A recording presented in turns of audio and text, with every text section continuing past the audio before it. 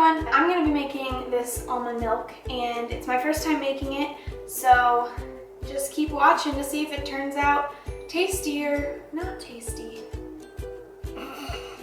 Okay, so keep in mind that I've never done this before and I'm making up almost half of the recipe. So this is 1 cup of just regular, unsalted, un-everything, plain almonds. The first thing I did is I put 1 cup of almonds in this bowl and then I just added some hot water. And then it says to let it sit 4 to 6 hours. The reason that you're supposed to soak them, and it's just for almonds, with walnuts you don't have to do it, is because they have some type of enzyme, I think it was, in them that's like not good for you to consume.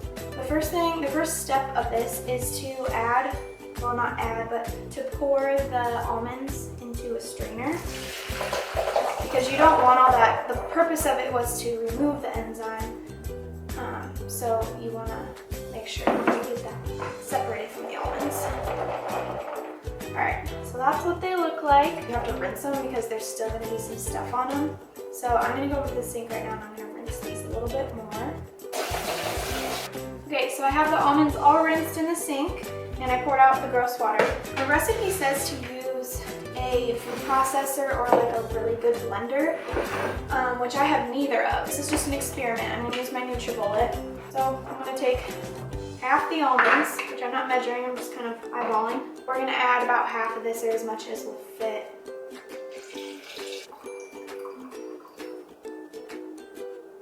Perfect. And screw that on really, really tight and blend.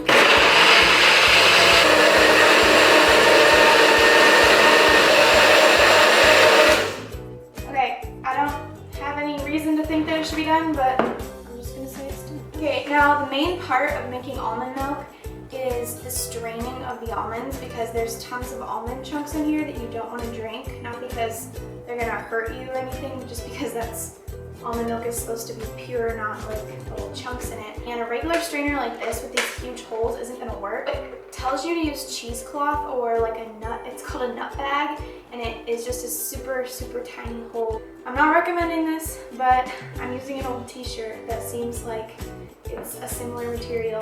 If I ever end up doing this like often, I'll find a cheesecloth. For experimental purposes, we're using a t-shirt. And I'm gonna need some help from my friend for this because it's kind of a process of squeezing it through. Keep in mind, I've never done this before, so here we go. This is Ashlyn. You may have seen her in one of my other videos. Let me pour. Pour slowly. It's so slow. It's pretty slow. Pull yours a little bit.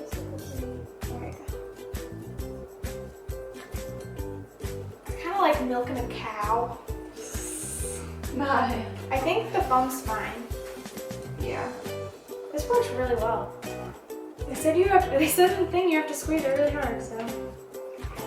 This is so weird. Alright, so there's the first round. I'm gonna go do the second, but I'll see you guys in a second when I'm all done.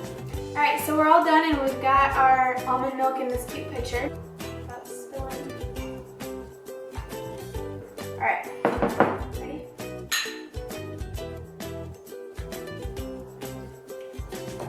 It doesn't taste like regular almond milk, but it's not bad. It tastes like, it'd be a lot better if it was tastes like watery almond. Now that we've tried it without any flavorings or anything, we're gonna try it with this Mexican vanilla and then this pure almond extract. So again, I don't have a recipe, or I mean I have something I looked off of, but it didn't say any amount of vanilla, so I'm just gonna go with what is this? A teaspoon? Half teaspoon. Oh, it's cool. It's like clear. Taste test round 2. Okay. It's actually pretty good. Like, I would drink that. Yeah. Here we have our homemade almond milk. It was fairly decent. I'm gonna say the store-bought is a little bit better, but it turned out a lot better than I thought it was gonna turn out. I didn't know how the shirt thing was gonna work, but it worked. If you want to see me make more things for the first time, and luckily I didn't mess it up, but mess them up, just hit the like button down below, subscribe, make me happy, and I will see you in my next video.